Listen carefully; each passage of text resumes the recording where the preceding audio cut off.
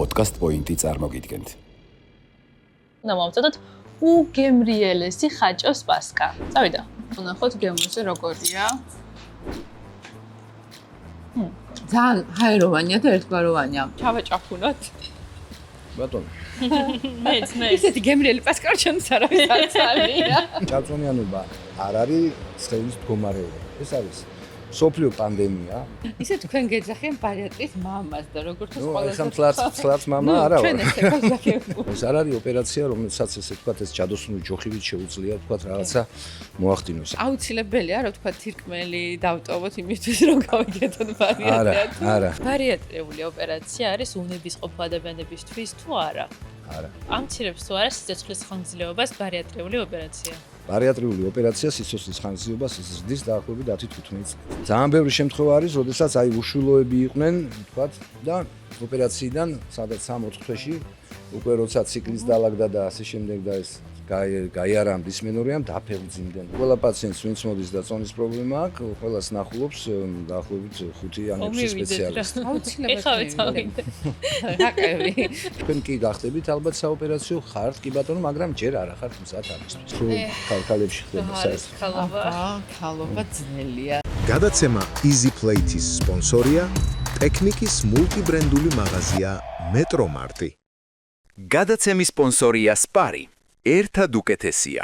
გადაცემის სპონსორია ფინო. ფინო, როცა სახლში სიმყუდროვეა.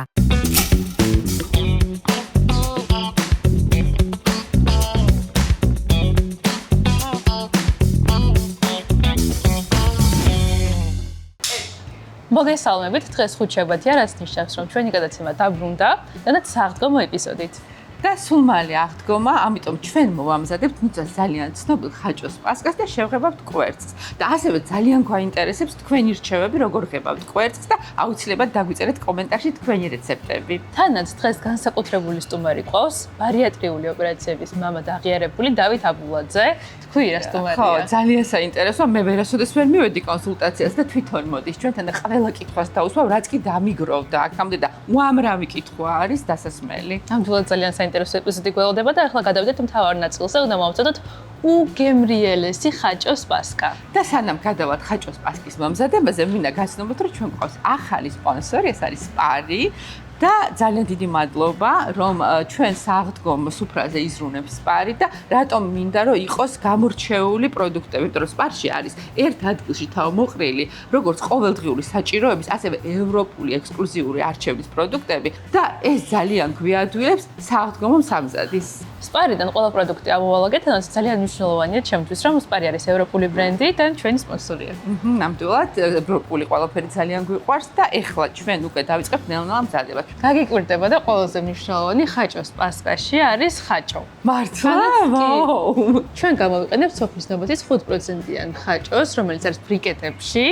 ყველაზე მეტად მიყვარს ეს ხაჭო, როცა დიეტაზე ვარ, ალბათ ჩემი სულ დიეტაზე ვარ, ჩემი თავარი მეგობარი არის ეს ხაჭო და არაჟანი დაგჭირდება, რა თქმა უნდა, რჩეული ხაზის, 20%-იანი არაჟანი.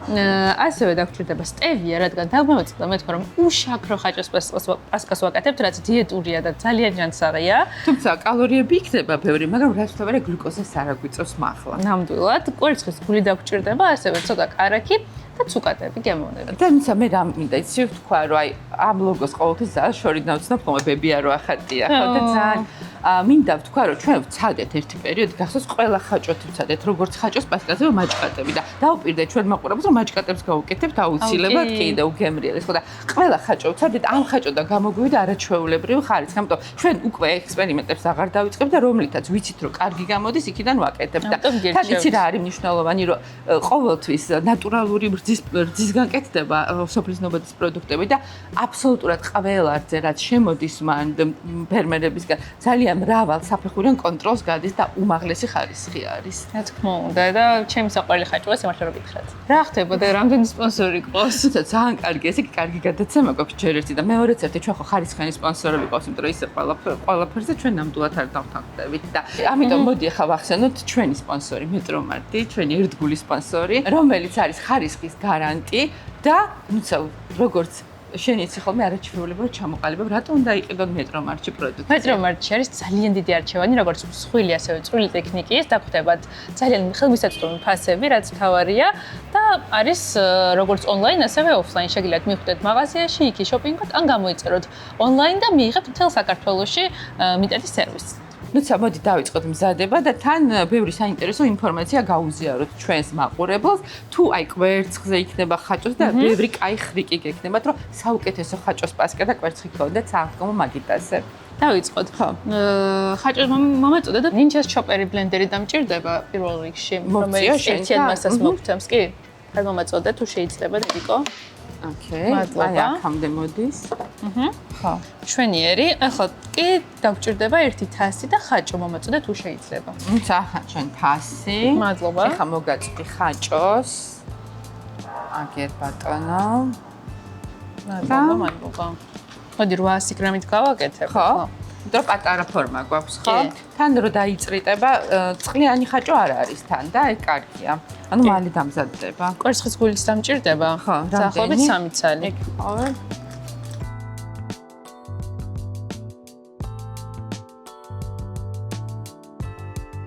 ახლა კი დავუმატოთ 20%-იანი არაჟანი ხაჭოს. ძალიან ბევრი არაჟანი არ უნდა, უფრო ხაჭო არის მთავარი ფიგურანტი ამ შემთხვევაში. ხო, იმიტომ რომ გაათხელებს ხო არაჟანი თუ იმაზე მეტი მოგვივა, ვიდრე საჭიროა. ისა სამი კვერცხის გული მზად არის და ეხლა მე მინდა ვილაპარაკო კვერცხზე. იმიტომ რომ ხშირად ძალიან გვეკითხებიან, რომ უმი კვერცხი არის საშიში, იგივე გახსოვს ტირამისუს დამზადებისას. და მე მინდა ვთქვა, როდესაც სანდომ წარმოებლის კვერცხია, ის კვერცხი ყოველდღე გადის კონტროლს და როგორც წესი, კვერცხში შიგნით ვერ მოხვდება სალმონელა. მხოლოდ შეიძლება სალმონელოზი გადაედოს კვერცხს დაავადებული ფრინველისგან და იმ შემთხვევაში თუ ნაჭუჭი არის დაზიანებული, შეაღწევს. თერმულად დამუშავებული კვერცხი უნდა დაახლოებით ხარშოთ 17-18 თუ 27 წუთი, რომ სალმონელა მოკვდეს. აქედან გამომდინარე, იქნება ეს 3 წუთი თუ 2 წუთი და იგივე ტაფამწვარი იქნება, ეს თუ ომლეტი იქნება, ისიც უსაფრთხო არ გამოდის, მაშინ ანუ ეს სხვაობა 3-4 წუთს თერმულად დამუშავებს არ შველის სალმონელას შემთხვევაში. უბრალოდ უნდა იყოთ დარწმუნებული, რომ ეს არის უსაფრთხო მწარმოებელი და უნდა იყოთ დარწმუნებული, რომ არ არის დაზიანებული ნაჭუჭი. ახლა კი ნუცამ ვანილი გჭირდება კიდე, ხო? კი, ცოტა არომატისთვის გამოვიყენოთ ვანილი. თუმცა რამდენ ხანში მზადდება ხაჭოს პასკა? ხაჭოს პასკა ზოგადად 24 საათი სჭირდება, მაგრამ თუ გავყინავთ, დაახლოებით 3 საათში შეგვიძლია მივირთვათ. და ჩვენი სტუმრის მოსვლამდე რომ მზად იყოს, ჩვენ გავყინავთ. ახლა გადავიდანოთ ყველაფერი ნინჯას ამ არაჩვეულებრივ ბლენდერში, რომელიც ძალიან მომწონს და მეც მინდა რომ სახში მყავდეს ესეთი. ზუსტად ეს ბლენდერი უზრუნველყოფს იმას, რომ პასკა იყოს ერთგვაროვანი, ესეთი კრემოვანი და ძალიან კარგი ტექსტურის მასა. ასევე დაგვჭირდება ცოტა კრემყველი. ისევ სტრუქტურისთვის, ხო? კი, და ცოტა მარილით შეგვიძლია დავუმატოთ, რომ უფრო უკეთესი გამოხონდეს. კი. მოვიტანო? მოიტანე მარილით. ჩვენ ლოსალს ვიყენებთ, რა თქმა უნდა. რა თქმა უნდა. მე ძალიან დამეხმარა ლოსალტი შეშუპებისგან თავის დაღწევაში, იმიტომ რომ არანორმალურად სლებია მხოლოდ და რატომ ვთქვა დაუხსნათ ჩვენს მაყურებელს? იმიტომ რომ შეიცავს 66%-ით ნაკლებ სოდიუმს, ნატრიუმს იგივეს და არის სპეციალური ტექნოლოგიით, ბლენდინგ ტექნოლოგიით დამზადებული და ის არის მდიდარი კალიუმით, სხვათა შორის, რაც უზრუნველყოფს, აი თუ ვარჯიშობ, ძალიან კარგი არის აღდგენისთვის, სხვათა შორის. მე ვარჯიშობ, უკვე რამდენი დავუმატე მარილი? ცოტა დავუმატე მარილი, უბრალოდ გემოსთვის გვინდა. და ასევე 100 გრამ კარაქს დავუმატებ, რომელიც აუცილებლად უნდა იყოს ოთახის ტემპერატურაზე შერბილებული. და შეგვიძლია დავაბლენდეროთ, შემდეგ დავუმატოთ სუკატები და გადავიდანოთ უკვე ფორმაში. რა სწრაფად მზადდება? ძალიან სწრაფად. შენ ჟელატინს არ უკეთებ, როგორც ჟელატინი არ სჭირდება არანაირად.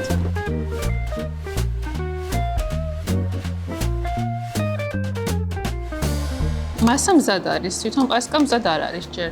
დავუმატოთ ცოტა კარაქი, ახლა მეორე ნაწილი, რომელიც არის რბილი. და ასევე დავუმატეთ სტევია, გემოვნებით დავუმატეთ სტევია, რადგან არ იყოს არც ძალიან თკბილი, რადგან სტევია არის შაქარზე 100-ჯერ უფრო თკბილი, ამიტომ ფრთხილად იყავით. ხო. თუ შაქრით გააკეთებენ, მაშინ რამდენი შაქარი უნდა შაქრის რეცეპტსაც აუცილებლად დავწერთ ვიდეოს აღწერაში. წავიდა.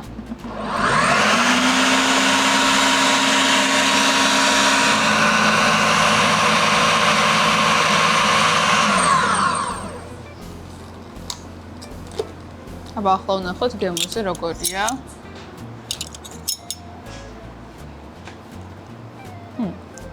ხოთაია, ვანოსაც დავუმატებ. ძალიან ჰაეროვანია და ერთგვაროვანია. და იცი რა მიყვარს ეს რაღაცნაირი ხაჭოს გემო რომ გამოდის წინ ძალიან მიყვარს ხოლმე. გემრიელესია. ცოტა ცუკატებს დავაჩოპერებ ასევე. და ცოტას მასაში შეურე უბრალოდ. ხო. და სანამ მომზადდება პასკა, ეს ცუკატები დარბილდება, ხო იქამდე?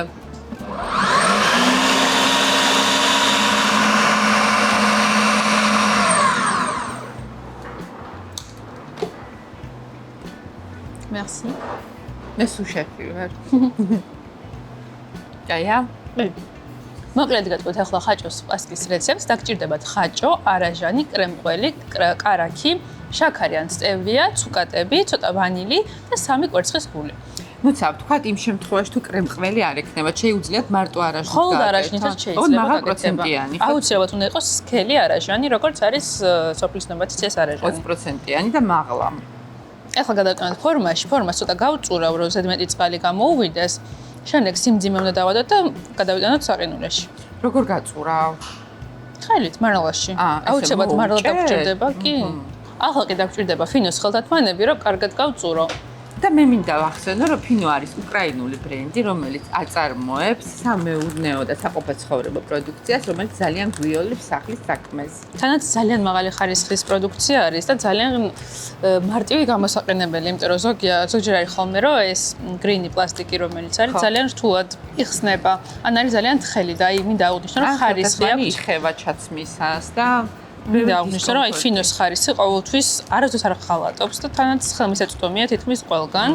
თან საკვებთან, როდესაც აქვს შეხება იგივე შესაფუთ მასალას ან ალუმინის ქაღალდს, ნამდვილად ძალიან მნიშვნელოვანია ხარისხი. ახლა უნდა გადავწუროთ ჯერ ეს მარლა და შემდეგ მოვათავსებ უკვე ფორმაში.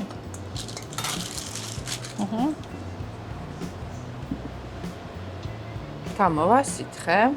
როგორ გონია? მე მგონი ძალიან მშრალი ხაჭო. ხო, მშრალი იყო, ამას არ ჭირდება გადაწურვა. უბრალოდ უნდა ვაცადოთ, რომ ფორმაში მიიღოს თავისი ფორმა. სწორედ ამიტომ არის ძალიან კარგი სოფლის ნობათის ხაჭო. რომ ზედმეტი წყალი არ აქვს. 800 გრამი, აიღეთ 800 გრამი დარჩა პრაქტიკულად. ანუ ზოგი ხაჭო არის ძალიან ბევრი სითხე გამოსდის და შესაბამისად წონაში იკლებს ხოლმე. ახლა მოვათავსოთ ეს მაცივარში და დავალოდოთ დაახლოებით 2-3 საათი. სიმძიმე სადებზევიდან თუ კი, დავადოთ სიმძიმე. თუ 24 საათი გაქვთ თუ დრო რა გააჩეროთ, მაშინ მაცივარში შეინახეთ და თუ არა შეგიძლიათ სწრაფად გაყინოთ საყინულეში და შემდეგ უკვე მაცივარში გადაიტანოთ. კი ბატონო. კვერცხის მოხარშვის რაღაც ელემენტარული წესები უნდა ვთქვათ, როგორ ვაკეთებთ ხოლმე, ხო? ჩვენ ვიღებთ ხოლმე თეთრი ფერის კვერცხს, იქიდან გამომდინარე, რომ უკეთესად იღებება. მუქი ფერის კვერცხი უფრო მუქი წითელი ჯდება. შესაბამისად, ამიტომ ვარჩევთ თეთრ ფერს. და აუცილებლად ვრეცხავთ კარგად მომზადების წინ. ვაჩერებთ ოთახის ტემპერატურაზე, რომ აციურიდან გამოღებული კვერცხი უფრო ხშირად დასკდება წყალში და როდესაც გადაგვაქვს და ვიწყებთ ადუღებას, აუცილებლად უნდა იყოს ასევე ოთახის ტემპერატურის წყალი. ძალიან დაბალ ცეცხლზე უნდა დავდგათ, რომ ნელ-ნელა მოიმატოს ტემპერატურა და უცებ არ მოხდეს კვერცხების დასკდობა. გადავიტანოთ პირველ რიგში ენდრო, მე ვიყენებ ხოლმე დაბგულ ენდროს და რამდენს? იცი რა, ბევრი უნდა, ცოტა არ უნდა. ეხლა ჩვენ ცოტა კვერცხი გვაქვს, მაგრამ როდესაც რაც მეტ კვერცხს ხარშავ, მით მეტი. ძალიან უხდება ხახვის წითელი ფოთლებიც ხოლმე, ზოგჯერ ვაგროვებ ხოლმე სპეციალურად. ფოთლები, ანუ ჩენჩოებს იწევს. იცი რა, აი ხო არის წითელი ხახვი და თეთრი ხახვი. აი წითელი ხახვი, რომელიც არის, იმას გარშემო ხო აქვს კანი. და აი ამ ფურცლებს, ბოდიში ფოთლები რა ფურცლები, ამ ფურცლებს ვაგროვებ ხოლმე და ზოგჯერ დაფნის ფოთოლსაც ვუმატებ. და რაც მინდა მარლა. იმიტომ მინდა მარლა, რომ ენდრო, როდესაც დუღილს დაიწყებს, აეკრობა კვერცხებს და თეთრი ლაქები ექნება კვერცხებს. ამიტომ ასევე მარლას ვათავსებ, რომ არ ამოვიდეს ენდროზევით და გადამაქვს კვერცხები ნაზად გვაბში. ნუცა, მოდი შენ მანამდე ჩვენს მაყურებელს ასწავლე ხრიკები კვერცხი რო იყოს უფრო კარგი ფერი რა უნდა გააკეთონ და რო გაიფრთხნოს აძულას ასევე რა უნდა გააკეთონ. აუცილებლად ჩაყარეთ მარილი, ცოტა ძმარი შეგიძლიათ რომ ეს კვერცხის ნაჭუჭი დასუსტდეს, მაგრამ ამ შემთხვევაში არ გვინდა, იმიტომ რომ ვინც ჩვენს ყოველ შეჯიბრებას აკეთებს ხოლმე აღდგომაზე, უნგვინდა რომ ნაჭუჭი უფრო ძლიერი იყოს, ამიტომ იყოს ისეთი როგორც არის, მარილს არ გირჩევთ რომ ჩაყაროთ ამ შემთხვევაში, მაგრამ ზოგადად თუ კვერცხს ხარშავთ, აუცილებლად ჩაყარეთ მარილი, ერთი სუფრის კოვზი, იმიტომ რომ ეს ასუსტებს კვერცხის გარს და უფრო მარტივია შემდეგ გასაფრთხნელად და აღარ მოყვება ცილა. ნახევარი გული, მარტო გული რო რჩება ხოლმე კვერცხის გაფრთხნისას, იმას გვაცილებს თავიდან მარილის დამატება ხარჯვისას. კაი, ჩვენ ახლა შევფუთოთ ჩვენი ლამაზი კვერცხები და დავამატოთ წყალი. კვერცხი მზად არის, რომ ძალიან დაბალ ცეცხლზე დავდოთ მოსახარშად, რამდენი წუთი უნდა? დაახლოებით 9 საათი. ოკეი.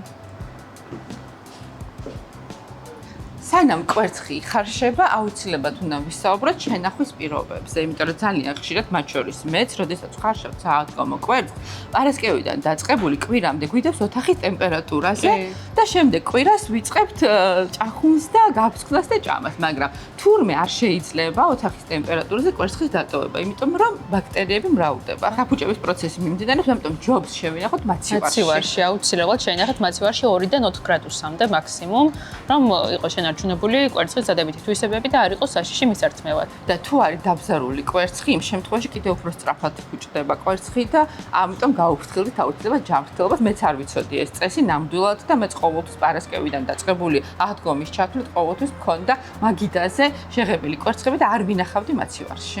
და ასევე მაცივარში ერთ კვირაზე მეტი არ გააჩეროთ კვერცხი. გირჩევთ რომ უფრო ნაკლები, რაც უფრო ნაკლებს შეინახავთ, მით უკეთესია, ამიტომ კვერცხი ძალიან კარგია როგორც ცილის წყარო, ამიტომ გირჩევთ რომ მიირთვათ დღეში მინიმუმ 3-4 კვერცხი. ეს უკვე ახალი წესის მიხედვით დადგინეს, რომ მანამდე იყო შეზღუდვა 2 კვერცხამდე ხოლმე და FDA-ის ახალი კვლევის შედეგად უკვე გაიზარდა 3-4-მდე და კიდე რა მინდა ვთქვა, რომ აი კვერცხს რო აქვს ხოლმე ძალიან მუქია სამეცნიერო გარსი, ხო გახსოვთ? ეგ ნიშნავს რომ გადახარშულია, ხო კვერცხი? რა თქმა უნდა, თუ შიგთავსი არის გაშავებული, ეს ნიშნავს რომ ზედმეტად არის მოხარშული, ამიტომ ჩვენ დაბალ ცეცხლზე ცივ წყალში ვადგავთ 9 საათი, ისე რომ კარგად მოიხარშოს კვერცხის, ზედმეტად არ გადაიხარშოს, მაგრამ თუ ხარშავთ ადუღებულ წყალში, აუცილებლად 10 წუთზე მეტ ხანს არ გააჩეროთ წყალში. მაგრამ ნახეთ, თქვენ შეგიძლიათ გამორთოთ ეს წყალი და იყოს ამ ფერის მისაღებად უფრო დიდხანს ის მაინც მიიღებს ფერს. ნახე როგორი ფერი გამოვიდა. ლამაზი, ხასხასა და წითელია, ხო. და მოდი, ახლა ზეთი წავუსვათ, თუმცა ცოტა კაწრები მაინც აქვს, იმიტომ რომ კოვზით ამოვიღეთ და ოდნავ დიდხანს არ გამიჩერებია, ვიდრე ჩვენ გვეჩქარებთ, თქვენ დიდხანს გააჩერეთ და ნაკლები კაწრები იქნება ამოღებისას. ხელთათმაზე პირდაპირ დავისხამ ცოტა ზეთს. და უფრო მარტივია ხოლმე ესე გაპრიალება, ნახე? ვაუ, რა ლამაზია. ძალიან მარტივია ესე, ხა.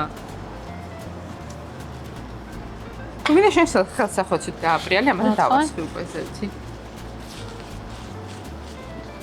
არა. ჯობია ხო ესე? კი. ხელთათმანი ჯობია, ფინოს ხელთათმანი გამოიყენეთ, მეგობრებო, გირჩევთ. უფრო მარტივია. ნამდვილად. და იცი რა მაინტერესებს, ახლა რო გავტეხავთ როგორი იქნება, მიეკრობა თუ არა და ამისთვის დავითებულოდეს უნდა დაველოდოთ. ხო, აუცილებლად. იმიტომ რომ მალე მოვა უკვე ჩვენი სტუმარიც და შეგვიძლია გადავინაცვლოთ მაგიდასთან მივირთვათ გებრიელის პასკა, მივირთვათ. პასკაც მალე იქნება, გაიყინება ახლა და გამოვიღებ პასკასაც. აი ასე. ტარამ! ჩვენი კვერცხიც მზად არის, პასკაც მალე იქნება და შევხვდებით უკვე სტუმართან ერთად. დაგიბრუნდით და ჩვენი სტუმარია ზოგადი და ბარიატრიული ქირურგიის მეცნიერებათა დოქტორი პროფესორი დავით აბულაძე. ძალიან დიდი მადლობა სტუმრობისთვის. არ იცით რამდენი ხანია მინდა თქვენთან მოსვლა და ესე მოხდა რომ თქვენ მოხვედით ჩვენთან და იმდენი კითხვა მაქვს დასასმელი, იმდენი კითხვა რომ ნამდვილად არ დაგაცდით, მე მგონი პასკის გასინჯოს, მაგრამ ჯობია ამიტომ დავიწყოთ პატარა დეგუსტაციით და მე უკვე კითხვებზე გადმოვალთ.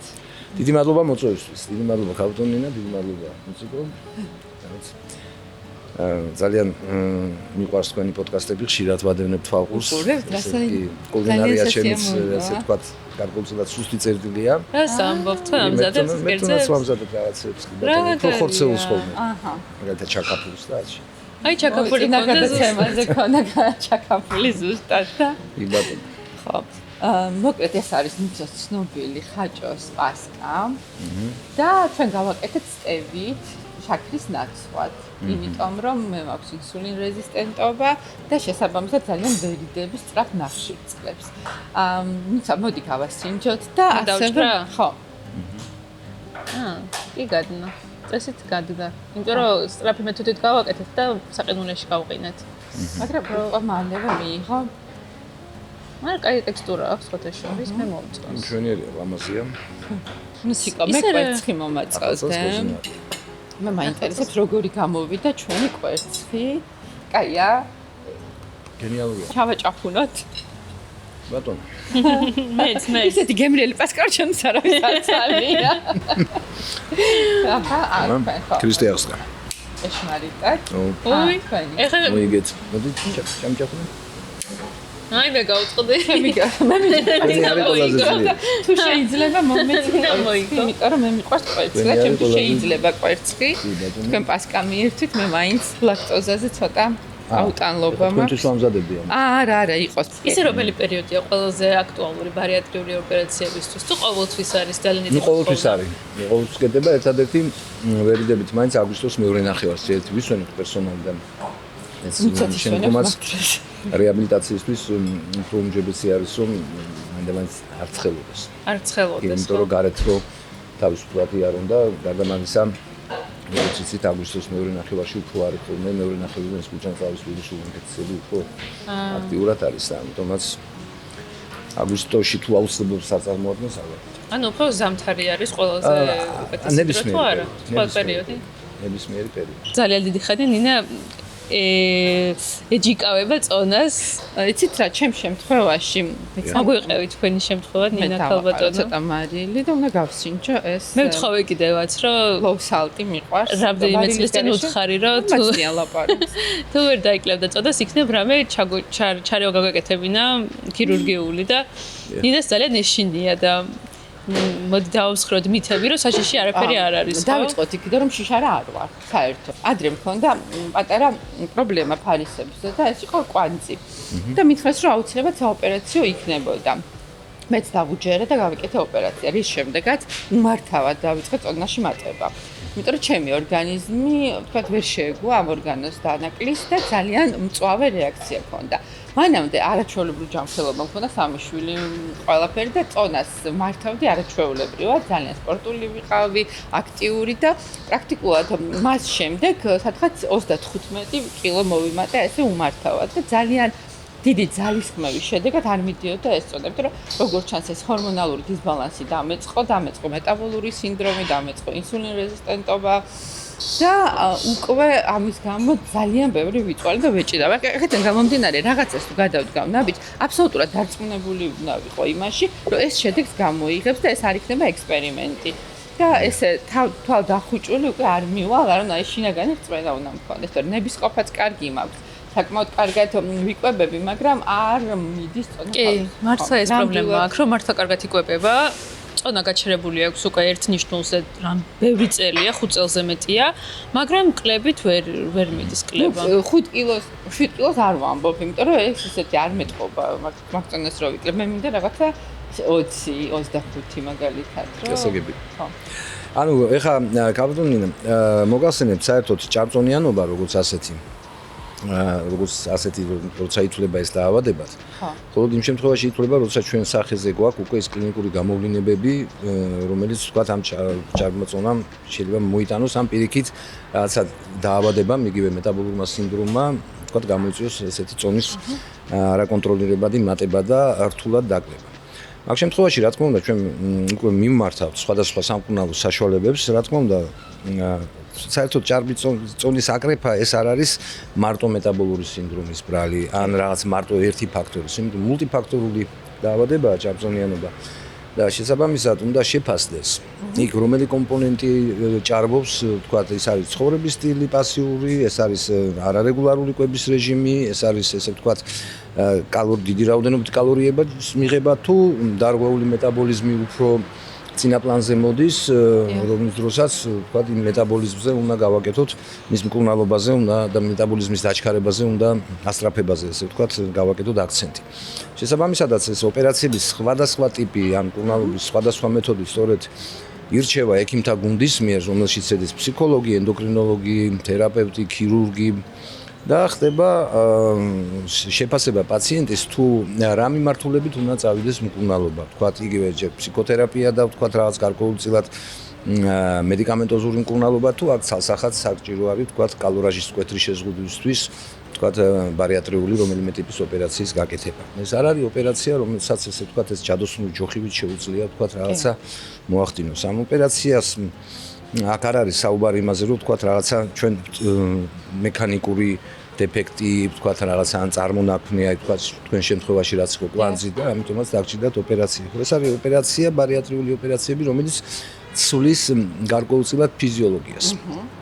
და შესაბამისად ამ ცვლილებას უმეტესობა პაციენტების რა თქმა უნდა ძალიან პოზიტიურად იტანენ, მაგრამ არის ხოლმე შემთხვევები ძალიან იშვიათად, როდესაც ისევ და ისევ პაციენტის აი რომ თქვათ კარგად ვერ აღიქვავს ამ ოპერაციის შემდგომ პერიოდში თუ როგორ უნდა მიაქციოს ყურადღება და ასე შემდეგ, შესაძლოა რა თქმა უნდა მცირე დაახლოებით 2%-იანი ალბათობაა მაგისი, რომ ის შედეგი ვერ მივიღოთ, რა შედეგიც გვინდა. მე ხშირად მithქვია პაციენტებისთვის უარი პირველ ვიზიტზე ოპერაციაზე. ესეთი ამბავი ინგაგრიგოლია იყო ჩვენი ერთ-ერთი სტუმარი და უარით გამოისწორა. ხო, ანუ როცა უკვე ვხედავ, რომ ჯერ არ არის ფსიქოლოგიურად ადამიანი მზად იმისთვის, რომ რადიკალურად შეცვალოს თავისი ცხოვრების სტილი.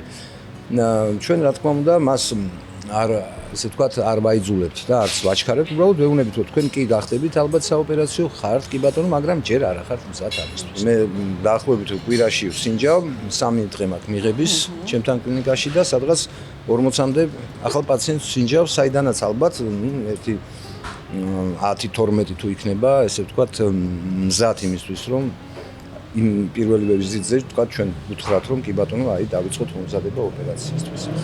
ძალიან დიდი მნიშვნელობაა კიდე თუ როგორ ემზადება პაციენტი ამ ოპერაციისთვის. იმიტომ რომ წარმოიდგინეთ ადამიანი საშუალოდ დღეში ღებულობს 800-დან 1200 კალორიამდე და ოპერაციის შემდგომ პირველ დღეებში, ხო, და უბრალოდ პირველი ერთი თვის მანძილზე ეს კალორაჟი ჩამოდის სადღაც 200-300 კალორიამდე. და ესეთი მკვეთრი ესეთი კალორაჟის შემცირება შესაძლოა გამოიწვიოს, თქვათ, დისკომფორტი, იგივე თავბრუსხვევები და ასე შემდეგ. ამიტომაც მომზადების პერიოდში ჩვენ პაციენტს ენდოკრინოლოგის და ჩვენს ესე იგი უნიშნავთ გარკვეულწილად შემცირებული კალორაჟის ნელ-ნელა გადასვლას, რომ ეს შოკური თერაპია არ იყოს ოპერაცია. და აქედან გამომდინარე, პოსტოპერაციული რეაბილიტაციაც გაცილებით უფრო ადვილია ისეთ პაციენტებში, ვინაც ეს წინასაოპერაციო მომზადება, იგივე თავისი კვების რეჟიმის დაცვით, იგივე პრეპარატებით ჩაიტარეს. მე დამჭირდა, იმიტომ რომ შემექმნა ჯანმრთელობის პრობლემები, ანუ არტერიული ჰიპერტენზია, კრიზები, უკვე ვატყობდი რომ ფიზიკურად უკვე ვეღარ მომდევდა სხეული ფიზიკურ დატვირთვებზე, რასაც თუნდაც ოპერაციები წარმოადგენს თვითონ. და უკვე ხვდებოდი რომ ეს ჭარბი წონა და ეს მეტაბოლური დარღვევები უკვე ჩემს სიცოცხლეს უქმნიდა უშუალოდ საფრთხეს.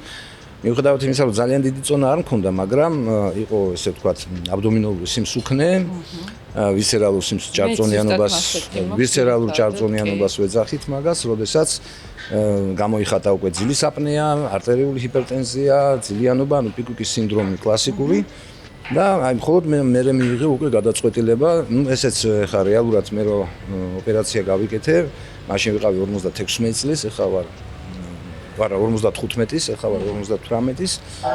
და რეალურად ამ ოპერაციის მანამდე თქვა წინა წლებშიც კი ვიყავი მე ესე თქვა იგივე წონაზე თითქმის, მაგრამ აი ეს ჯანმრთელობის პრობლემები როგორც კი დაიწყო და გავიზომე წნევა და აღმოჩნდა რომ 200 მაქვს 120-ზე და ტახიკარდია და უკვე ფიზიკურ დატვირთვაზეც რომ გახვიდე და ვთქვათ ივარჯიშოც უკვე აღარ გაძლევს, უკვე ორგანიზმი არ გიშვებს და უკვე კლებაც უკვე რა თქმა უნდა უკვე რთული არის 50 წლის ასაკის მერე იგივე კვების მოწესრიგებით და ვთქვათ ვარჯიშით.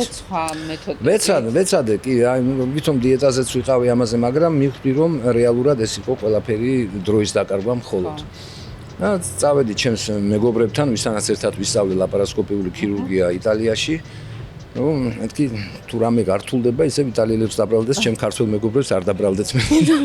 ისე თქვენ გეძახიან ბარიატრიის მამას და როგორც ეს ნუ ახლა მთლად მამა არა ვარ. ჩვენ ეს გაგებული ხო? რა თქმა უნდა, ნუ საქართველოში ბარიატრიული ქირურგიის ისტორია საკმაოდ დიდი საფუძვლებია. 2011 წლიდან უკვე პრაქტიკულად საქართველოში ძალიან დიდი როლი ვითამაშეთ ჩვენ და ჩვენმა გუნდმა, კერძოდ აი ამ მეთოდიკის დანერგვაში. ჩვენთან სწავლება ძალიან ბევრმა ქირურგმა გაიარა უშუალოდ კლინიკაში, სადაც მეუშავ, რომლებიც დღეს წარმატებულად, როგორც დასავლეთში, ასევე თბილისის სხვა კლინიკებში ასრულებენ ამ ოპერაციებს. და რა სახის ოპერაციები არის? ოპერაციები ძირითადად იყოფა ორ ტიპად. ეს არის ერთი, რომელიც ზღუდავს კალორაჟს და მეორე, რომელიც კალორაჟის შეზღუდვასთან ერთად ასევე მის შეწოვასაც, ესე ვთქვათ, აქვეითებს. არის რესტრიქციული ტიპის და მალაბსორბციული ტიპის და რესტრიქციული მალაბსორბციული ტიპის ოპერაციები. პირველი ეს არის, რა თქმა უნდა, იყო თავიდან ბანდაჟირებები, ვთქვათ, ბალონირებები და ასე შემდეგ, რომელიც ახლა პრაქტიკულად აღარ იხმარება, მაგრამ რესტრიქციული ტიპის ერთადერთი ოპერაცია ჯერჯერობით რაც არის ჩვენს არსენალში, ეს არის კუჭის სახელოსებური რეზეკცია, ეგრეთ წოდებული სლივ გასტრექტომია, რასაც სლივი. ხო, სლივი, რაც ხალხი ეძახის, რომლის დროსაც ხდება კუჭის დიდი სიმრუდის და ასევე მის ფუნდალური ნაწილის, სხეულის და ანტრალური ნაწილის დიდ მხარეს მისი რეზეკცია და კუჭს აქვს ეს ბანანის ფორმის ხდება, ვიწრო, პრაქტიკულად მხოლოდ მცირე სიმრუდეა დარჩენილი. მაგ დროს იჭრება კუჭის ის ნაწილი, რომელიც წარმოქმნის შიმშილის ჰორმონს, გრელინს, შესაბამისად ოპერაციის შედეგად უკვე ნაკლებად შეათ პაციენტებს აპეტიტი ეცვლებათ, გემოვნება ეცვლებათ და გამომდინარე იქიდან, რომ სწრაფად იცლება ის პატარა კუჭი, ანუ პრაქტიკულად წვრილ-ნაწლავებში ჩქარდება უკვე საკვების გადასვლა. თვითონ ნაწლავის ჰორმონები GLP-1, GLP-2 და თიროზინი უკვე გაცილებით ადრე აქტიურდება, რომელიც მოქმედებს როგორც პანკრეასის ბეტა-უჯრედებზე და ხდება ინსულინის სწრაფად წარმოქმნა. ასევე სიგნალს იძლევა თავშივე უკვე დანაყრით. ანუ შესაბამისად დანაყრების ჰორმონებიც უფრო ადვილად, უფრო სწრაფად წარმოქმნება და რეალურად პაციენტს უკვე ის დაახლოებით თითო კვებაზე სადღაც 50-100 კალორია უკვე მისთვის არის აბსოლუტურად საკმარისი. მანამ სანამ ჭარბი წონა არის ორგანიზმს, რა თქმა უნდა, ეს კალორაჟის დეფიციტის ყალობაზე ეს კალორიები მიაქვს ამ დეპოებიდან. მაგრამ დაახლოებით სადღაც 8-9 თვის მერე უკვე როდესაც ეს პრაქტიკულად ეს დეპო, ასე ვთქვათ, ამოიწურება, მერე უკვე რა თქმა უნდა პაციენტი უკვე გრძნობს ამ შიმშილის შეგრძნებასაც. ერჭამაზე მართალი გითხრათ, შეუძლებელია რომ მან მიიღოს რაღაც დიდი რაოდენობით საკვები, მაგრამ უკვე ჭამს დაახლოებით ყოველ 2-3 საათში ერთხელ რაღაცას მაინც. და აქედან გამომდინარე, ავტომატურად უკვე ყოველგვარი ძალდატანების და ვთქვათ ექიმის მითითების გარეშე გადადის სწორი კვების რეჟიმზე, პრინციპებზე, სადაც არის რომ მცირე კალორაჟი, ან თუ იქნება ვთქვათ, ხშირად კვება. რო დღის განმავლობაში ის 1000-1200 კალორია, ანუ ის რაც სჭირდება ორგანიზმის ფიზიოლოგიას, რომ იმუშაოს გვიძმა, იმუშაოს ტვინმა, გულმა, თირკმელებმა და ასე შემდეგ და კუნთებმა, ეს მიიღოს. ნუ რა თქმა უნდა, მეორე ტიპის ოპერაციაზე, როგორც აი შუნტირებებს, რომელსაც იძახიან, ნუ იქაც ბევრი სახე არის შუნტირების, არის კლასიკური შუნტირება, ბაიპასი, ორანასტომოზიანი, არის მინიგასტრო ბაიპასი, ერთანასტომოზიანი, არის კუჭის ბიპარციალური რეზეკციები, როდესაც ხდება, ვთქვათ, კუჭსა და თეზოს ნაწლავს შორის, ასე ვთქვათ, ანასტომოზის, ანუ შერთულის დადება, რომ საკვების რაღაც ნაწილი მოკლე გზაზე წავიდეს და ნაწილი ისევე ძველზე, არის დუოდენოილიარული შუნტირებები, რომლის დროსაც ხდება როგორც სლივ გასტრექტომია, ასევე თორმეტგუჯა ნაწლავის გადაკვეთა და პირდაპირ თეზოს ნაწლავზე მიკერება. ყველა ოპერაციას თავისი ჩვენება აქვს. ყველა ოპერაციის თავისი პლუსები აქვს, თავისი მინუსები აქვს.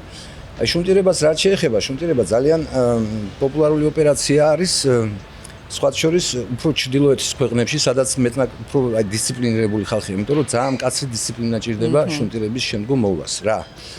ჯერჯერობით სიგარეტის მოწევა კატეგორიულად არ შეიძლება შუნტირების შემთხვევაში. არც სლივის შემთხვევაში არ შეიძლება, თუმცა დასაშვებია თუ მოწევს, მაქსიმუმი შეიძლება ქონდეს გულძმარვა და თქვათ ეზოფაგიტი, ხოლო შუნტირების შემთხვევაში თუ ვინც ეწევა, იმას ძალიან სერიოზული პრობლემები შეიძლება შეექმნას უკვე უშუალოდ წყლულის გაჩენის თვალსაზრისით ნაწლავსა და კუჭს შორის.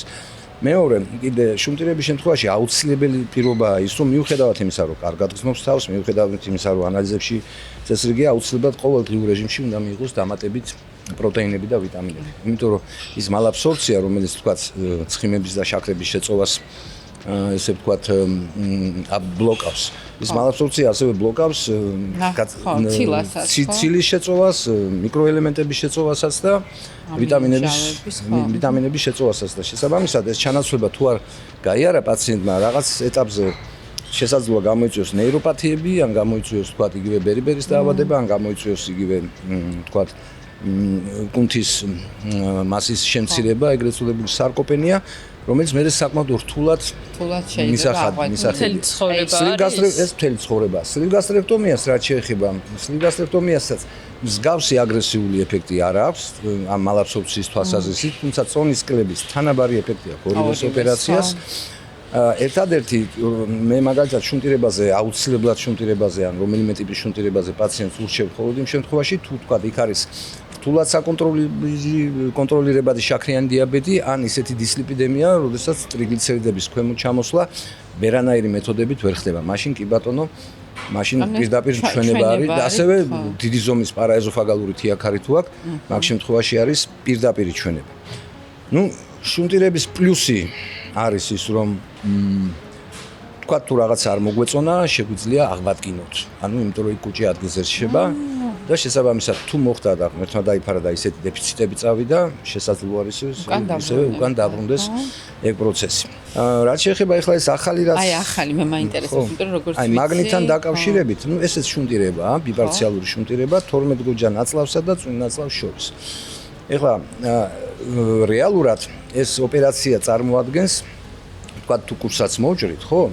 ან მაღალი ინდექსის მქონე პაციენტებზე ან აგრესიული ფორმის დიაბეტი ან დისლიპიდემია ვისაც აქვს, ეს არის ანალოგი თითქმის დუოდენოილეალური შუნტირების ანუ კუჭის ბიპარციალური შუნტირების, აი დიაბეტის ოპერაციას ასუძახიან, მაგრამ ჩვენს მიერ აღმოჩენილი იქნა, რომ ეს პაციენტებს, რომელსაც ესე ვთქვათ, არა აქვთ მაღალი წონა, მაგრამ არის სერიოზულად გამოხატული მეტაბოლური სინდრომი, ეს ოპერაცია შველის კუჭის მოჭრის გარეშეც, ანუ კალორიას არ ვამცირებთ, იმიტომ რომ დაახლოებით კვლევებმა დაადგინეს, რომ მხოლოდ 20% საკვების გადადის ამ მოკლე გზაზე, იმიტომ რომ წნევები თანაბარია 12 გოჯაში და თეზოს ნაწლავში და ხდება სწორედ აი პატარაც ის 20% საკმარისია იმისთვის, რომ ამ თეზოს ნაწლავმა ეს GLP-1 და GLP-2 უფრო აგრესიულად გამოიმუშაოს და შესაბამისად ახალი ინსულინი წარმოიქმნას ორგანიზმში. რაც ინსულინ რეზისტენტობას და მეტაბოლურ სინდრომს, ესე ვთქვათ, რემისიაში გადაყავს, ანუ პრაქტიკულად გურნავს და ნუ მაგისგან გამოწვეული, ესე ვთქვათ, იგივე დისლიპიდემია იქნება თუ მაგისგან გამოწვეული პრედიაბეტი ან დიაბეტი, რა თქმა უნდა, გადადის რემისიაში და ეს წონაში კლება ახლავს არა იმის ხარჯზე, რომ შეწოვა არის დაქვეითებული, არამედ იმის ხარჯზე, რომ მეტაბოლიზმი დაჩქარდა და ესე ვთქვათ, აი გვერდითი ეფექტია წონაში კლება ამ დაბრუნების ხარჯზე. კი ბატონო, ნუ ანალოგიური ეფექტი აქვს მაგალითად იგივე მედიკამენტოზულ ოზემპიქს და უფრო მუნჯაროსაც, მაგრამ არის შემთხვევები, როდესაც მუნჯაროს და ოზემპიკის ესე ვთქვათ ინექციები არაკეთილსასურველია. ეს მუნჯაროს და არის ჩვენივე საკუთარი ჰორმონის GLP-1-ის აგონისტი, ანუ ისევე იქცევა როგორც GLP-1, თუმცა ის GLP-1 არ არის. მაგრამ ჩვენ ამ ოპერაციით ვახდენთ ჩვენივე საკუთარი ჰორმონის აქტივაციას. ოღონდ ამ ოპერაციას ეფექტი აქვს მხოლოდ იმ შემთხვევაში, თუ ჩვენ გვაქვს მეტაბოლური სინდრომი. ანუ წინასწარ როცა მოდის პაციენტი, თქვათ, მეუბნება რომ აი ბატონ დავით, მინდა მაგნიტური დუოდენოილუსტომია გავიკეთო. მე ვემნი მოდი ჯერ ნახოთ, გავაკეთოთ ანალიზები, თუ თქვენ გაქვთ მეტაბოლური სინდრომი, კი ბატონო, მაგრამ თუ ნახეთ რომ თქვენთან მეტაბოლური სინდრომი არა გაქვთ, მაგრამ კვებით ქცევაა დარღვეული, მაშინ ან მაგ მიმართულებით უნდა იმუშაოთ, ან ფსიქოთერაპევტთან ერთად, ან გაიკეთოთ შემზღუდავი ტიპის ბარიატრიული ოპერაცია, გააჩნიათ სხეულის მას ინდექსი რამხელა. მე მინდა, ანუ კვების ფსიქოლოგთან სისიარული ბარიატრია რო არ გჭირდებოდა ეს? იცით როგორი თემა არის, თუ ჩვენ გვაქვს მეტაბოლური სინდრომი, და რაღაც გარკვეულ ციფრამდე არის მისული უკვე სხეულის მას ინდექსი, როდესაც პრაქტიკულად უკან მოტრიალებს, აი მაგალითად 32 არის თქვა სიტყვაზე სხეულის მას ინდექსი, ხო? ჭარბწონიანი არის 27-დან ზემოთ, ხო? მაგრამ 32-მდე ჩვენ ვიძახით, რომ ეს არის პირველი ხარისხის ჭარბი წონა. შესაბამისად, იქიდან უკან მოტრიალება შესაძლებელია, მაგრამ იქ არ არის საუბარი მარტო, თქვათ, არა აქვს მეტაბოლური სინდრომი, არის კვებითი ქცევა დარღვეული, ცხოვრების სტილი, მაგრამ მან თუ შეძლო იმ მორის, მაგალითად, აი ღამე მუშაობენ, თქვათ სიტყვაზე, ხო, აი ღამის ოპერატორები, ეს ღამის თენებები არის კატასტროფა მეტაბოლიზმისთვის, იმიტომ რომ მათ მე დღეს ზინავს და მეტაბოლიზმი მუშაობს დამოკიდებულია ცირკადულ ციკლებზე. თენდება, მაშინ იწყებს მეტაბოლიზმი მუშაობას და ჩადის მზე და მეტაბოლიზმი ნელდება. ეს ყველა ისე ვთქვათ, ცოცხალ ორგანიზმში ეგრეა. ჩვენ ვართ დამოკიდებული ჩვენ ჩვეულებრივი ისე ვთქვათ, ცოცხალი ორგანიზმი ვართ და როგორც ესე ვთქვათ, ყვავილი იღუძებს დილას და საღამოც ისევე იფურება, ისევე ჩვენი მეტაბოლიზმიც აქტიური არის დღის განმავლობაში. ღამე რამდენიც არ უნდა ვარჯიშო, შეიძლება ენერგია კალორიაში დაწვა, მაგრამ მეტაბოლური ენერგიის დახარჯვა არ მოხდება. ანუ რეალურად სიმბიოზში უნდა იყოს. ანუ უნდა იყოს სიმბიოზში. ძილის ღამე უნდა დაისვენოს ადამიანმა და რა თქმა უნდა უნდა იყოს. აი ნუცა კიცხოვრობს მასალა, ჩემს რა მოგახსენე. მაგრამ აი ახლა ბოლოს 10 კილო რა მოვიმატე, 3 თვეა, 1 გრამი ვერ დავიკელე, ან მართლა და ძალიან მიჭირს ამ ყველაფერთან შეგუება და მჭირდება, ვთვლი რომ მჭირდება კვების ფსიქოლოგი და ეს მაინტერესებს თუ გაქვთ ესეთი მომსახურება იმ ადამიანებისთვის, ვისაც არ ჭირდება ბარიატრია, მაგრამ ჭირდება დახმარება ფსიქოლოგის. კი ბატონო, ყავს ჩვენ ფსიქოლოგი, ჩვენთან არის კლინიკაში. მართლა შემიძლია მოვიდე? შეგიძლიათ მოხვიდეთ, თავისუფლად გაგესაუბრებათ. არ არის პრობლემა ენდოკრინოლოგთან ერთად სიმბიოზში ისინი თქვენ რაღაც გეგმას, რა თქმა უნდა, ჯერ ანალიზებს გაკეთებს, რომ ნახოთ ერთად და ენდოკრინოლოგთან. ძალიან კარგია. სიამოვნებით. კი ბატონო, მოგზავნით და ნახეთ. ფიქრობ რა ეს დიაგნოსტიკა. მაინც თავარი არის, აი თქვენს ესე ვთქვათ, მიღებულ და დახარჯულ კალორიებს შორის კონტროლი. მე არ ვიცი რომ აი შეფი ხართ ფანტასტიკურად ამზადებთ ყველაფერს, მაგრამ ჯანსაღიკვების კი და ჯანსაღიკვება ესეთი, მაგრამ ენერგიის ხარჯვა. კი, ეგ არის, ანუ კალორიული ყველაზე კარგი ხარჯვა ენერგიის არის ფეხიცია.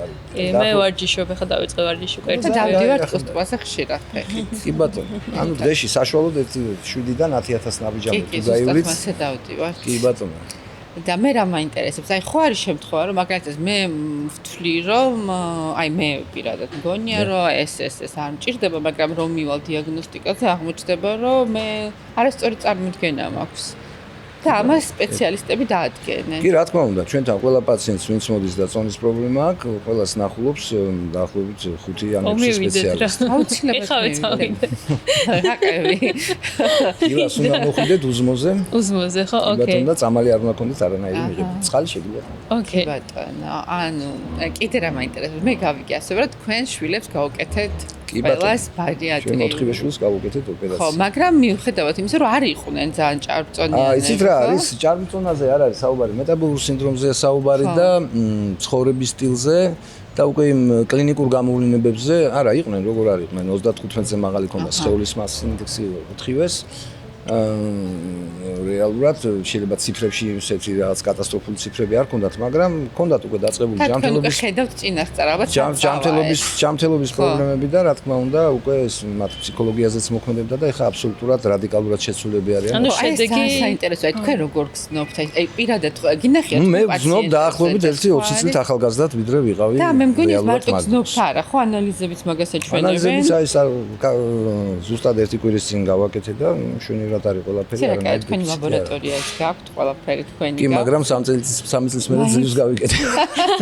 ვარც მე ვარ სუმფლად ესე ვთქვათ მოწესრიგებული პაციენტი, ანუ სხვას კი ვეუბნები რომ 6 თვეში ერთხელ უნდა იკეთოთ და ასე შემდეგ, მაგრამ ნუ რეალურად ანალიზებზე უფრო მნიშვნელოვანი არის კლინიკურად როგორ ვზნობ თავს, იმიტომ რომ ხშირად არის ხოლმე რომ ვთქვათ კლინიკურად აშკარად ვატყობთ რომ დეფიციტია, მაგალითად იგივე სარკოპენია, კუნთის ნაკლოვანება, ძალა არის შედარებით ნაკლები და მაგ დროს ამ დროს ანალიზებში თითქოს ყველაფერი წესრიგში ანალიზებში დარღვევა როცა ხდება ეს ხდება უკვე როდესაც საკომპენსაციო მექანიზმები უკვე დარღვევა. ანუ ცოტა აგვიანებს ესე ვთქვათ, რა თქმა უნდა, ნებისმიერ შემთხვევაში, ამიტომაც ყველაზე მთავარი არის ექიმთან ვიზიტი.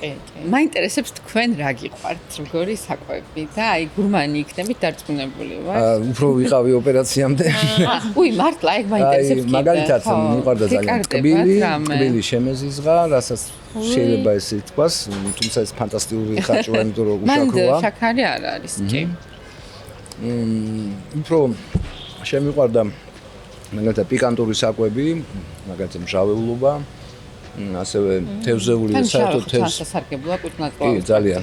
თევზს საერთოდ არღვებულობდი და ხა აი თევზულზე უფრო ანუ უფრო ჯანსაღი გახდა თქვენი გემოვნური თვისებები, ხო? ანუ ამ ოპერაციის მერე ადამიანი იდეაში უკვე უყურებ არა უკვე საკვებს არჩევ მისი ხარისხის მიხედვით და არა ვთქვათ რაოდენობის და მრავალფეროვნების მიხედვით, იმიტომ რომ აი თუ არის რომ პირველ, მეორე, მესამეს ვთქვათ და დესერტს რო აყოლებ, ეხლა ესე აღარ არის. უნდა აირჩიო რომელი წვადი გინდა, უნდა დაელოდო მწვადი შემოგანას, სწორედ ვთქვათ თუ ნიჟიანი ბადრიჯანით დაიწყე, წვადამდე ვეღარ მიხარ. ნამდვილად და ზოგადად რამდენი კილო წავიდა ამ ოპერაციის შემდეგ? 42 კილო დავიკელი. მართლა? ვაუ. ოპერაციის შედეგად. და პერიოდში. დაახლოებით 1 წელიწადში შემდგომ ძალიან მიყავი გამხდარი და მოვიმატე შემდგომ 4 კილო დაახლოებით ბოლო 1 წელიწადში რაც პრინციპში ჯანსაღად, ეს არის ფიზიოლოგიური მატება. საერთოდ არის ამ ოპერაციებს ახასიათებს ნებისმიერ ბარიატრიულ ოპერაციას დროის გასვლის მერე წონის ზომიერი მატება. ეს გინდა სლივი იყოს, გინდა ბაიპასი იყოს, უბრალოდ დროშია სხვაობა. კიდე მეორეჯერ იკეთებენ ხოლმე, მე გამიგია რომ არსებობს ეგეთი შემთხვევები. შესაძლოა. შესაძლოა კი ბატონო გაკეთდეს. ერთი მეორეჯერ გაკეთება ორი მიზეზი აქვს. თქვა თუ ადრეულ პერიოდში დაჭირდა პაციენტს მეორეჯერ თქვა რამე ჩარევის გაკეთება, ეს შეიძლება ჩაითვალოს თქვა არაეფექტურ ოპერაციად, მაგრამ მიზეზი უნდა ვიცოდეთ, რატომ მოხდა წონის მომატება. თუ ჩვენ ნახეთ რომ კვებითი ქცევა ამკვეთრად დარღვეული და მეტაბოლური სინდრომი მოტრიალებული არ არის, მაშინ აზრი არ აქვს მეორეჯერ გაკეთებას ის კვების ქცევას ისედაც დაარღვევს ამ ოპერაციის მერე. ან თუ ნახეთ რომ თქვა ცხოვრების სტილი პასიური როგორც ჰქონდა ვთქვათ, როცა იყო მას ინდექსი 45 და 25 რო გახდა მერე და მან მიეცა შანსი რომ ცხოვრება რადიკალურად შეეცვლა და კალორაჟის ხარჯვის კუთხით და ვერ გააკეთა სხვადასხვა მიზეზის გამო. ხო, შეიძლება ეს იყოს სოციალური მდგომარეობა, შეიძლება იყოს ფსიქოლოგია, შესაძლოა ძალიან ბევრი ფაქტორის გამო ვერ შეძლოს. ადამიანმა შეიძლება ძალიანაც უნდოდეს, მაგრამ ელემენტარულად არ ეცალოს მაგისთვის, ხო? ან საშუალება არ ქონდეს. გავსინჯოთ ჩვენი არაჩვეულებრივი ოპერატორი, ეს არის მშრალი ღვინო, შარდონე და თქვენ შეგიძლიათ დააგემოვნოთ, როგორც მე ვიცი, არ არის აკრძალული მშრალი თეთრი ღვინო, ხო? კი ბატონო. არა, ჩვენ ძალიან გემრიელია კი. და რამდენი ხანი გრძელდება ოპერაცია თვითონ? და აი ეს კუჭი ამოდის, გამოდის გარეთ სლივის დროს, თუ როგორ არის? მართლა? ოპერაცია გრძელდება საშუალოდ 45 წუთიდან საათი და 15 წუთი. სულ? კი, მეტი არა, პაციენტი წევს 3 დღე კლინიკაში. არ გინდა. გამაქცევნებენ მე აქედან გსნობა. არა, მინდა ზე არა, საჭირო არის თუ არა, ის უნდა უნდა ჩავეწეროთ რომ მოვიდეთ? თუ შეიძლება ისე მოსვლა. თუ უნდა ჩავეწეროთ. შეგიძლიათ პირდაპირ. ეს კლინიკაში არის, კლინიკის ნომრები მითითებულია ყველგან და ხო. ნუ ხოლმე წავიდეთ, შეგიძლიათ ჩაეწეროთ. მოვალთ. მოვალთ. პირდაპირ რეისით. კი. მოგზანდით. არის ხო მითები ძალიან ბევრი ბარიატრიასთან დაკავშირებით, მაგალითად, აი მაინტერესებს ესეთი რაღაცა მას გაგებული და რამდენად სიმართლის შესაბამება, რომ თმის ცვენას აქვს ადგილი. კი ბატონო, თმის ცვენას აქვს ადგილი. ეს არის მამაკაცებში არა, ქალბატონებში. და ეს არის ჰორმონალური ძვრების ბრალი. ანუ გეტყვით, კერძოდ როგორ. ქალბატონების ცხიმი, კანქვეშა ცხიმი შეიცავს დიდი რაოდენობით სქესობრივ ჰორმონებს, ისევე როგორც ჩვენი ცხიმი. ჩვენთან არის ტესტოსტერონი, ქალბატონებში არის ესტროგენები. შესაბამისად, მაშინ როდესაც ხდება წონის შემცირება და ესე ვთქვათ, აი ამ ცხიმოვანი უჯრედების გამოცარიელება ამ ცხიმიდან, ესტროგენების დონე ადის სისხლში მაღლა. და ქალბატონებში ყველაში არა, მაგრამ დაახლოებით 10-15%-ში ალბათ ეწყებათ აი ჰიპოთალამუს გონია რომ ორსულად არის, რა? ორსულთა ტოქსიკოზის მსგავსი მოვლენები ეწყებათ, აი ეს სუნების გაუტანობა, ხასიათი და ასე შემდეგ. რომელიც გრძელდება სულ რამოდენიმე კვირა. მაგ პერიოდში ზოგს ისეთ ძლიერადაა გამოხატული ეს, რომ გადასხმები ჭირდება ელემენტარულად, იმიტომ რომ წყალსაც კი სითხესაც ვერ იღებს. კი. შემდგომ რა ხდება, იცით, ეს ესტროგენები როცა ადის მაღლა, მერე უკვე თვითონ ტესტოსტერონის წარმოქმნას იწყებს ცირკალის საკვერცხები და იმიტომ რომ ეს დააბალანსოს მაღალი. ხო. და მაღალმა ტესტოსტერონმა, აი რატო არის მამაკაცები აქედან მელოდებიან ხოლმე, ხო?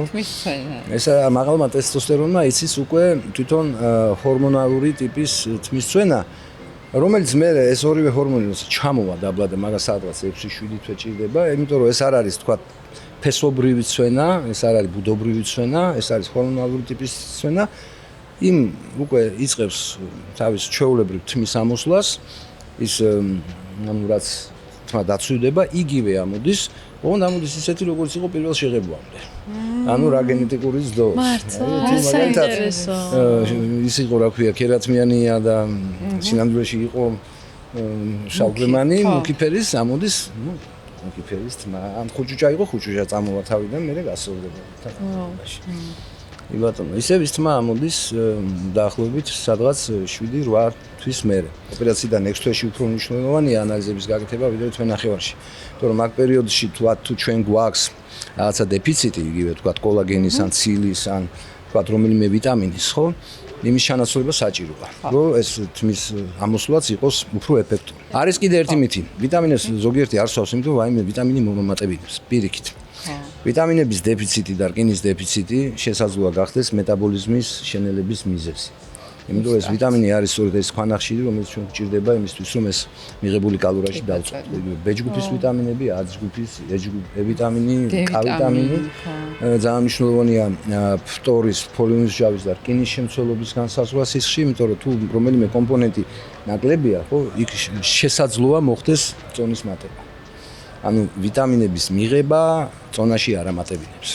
ეს არის სასახ. თქვენ ხარს უჭერთ კვებითი დანამატების მიღებას. რა თქმა უნდა, ხარს უჭერთ, იმიტომ რომ ეს არის ჩვენ გამომდინარე იქიდან, რომ ჩვენ კი არ ვგებულობთ რაღაც ხელოვნურ რაღაცას, არამედ უმეტესი დანამატები ეს არის ჩვეულებრივი ბუნებრივი თქვათ ვიტამინებისგან დამზადებული და რომელიც აუცილებლად ჭირდება ადამიანს რომ მიიღოს, ხა თუ არ არის კუზენა ოპერაციების ის თავისუფლად ღებულობს იმ ვიტამინებს უკვე ჩვეულებრივი საკვებიდან. თუმცა არასაკმარისია მაინც მე მგონია. ისიც რა არის, გააჩნია რა შემთხვევაში, ხო, გააჩნია როგორ იკვებება, მაგრამ მაგის საშუალება არის რომ თქვათ ხილის, ну არის ზოგიერთი მაგალითად ვაშს ვერ ჭამს, საერთოდ არ უყვარს. ხილს საერთოდ ვერ. ანუ ხილს თუ არ ჭამთ, მაშინ რა თქმა უნდა ის ვიტამინები უნდა ჩაანაცვლოთ, მაგრამ თუ ადამიანს არა ბარიატრიული ოპერაციის მერე ხო რეალურად შესაძლოა რომ რაღაცა გარკვეული ტიპის საკვებზე ადამიანმა თვითონ თქვას უარი მაგალითად ხორცზე მაგალითად თქვას უარი და მოწონდეს მარტო ვქოთ სიტყვაზე თევზიან ქათმის ხორცი.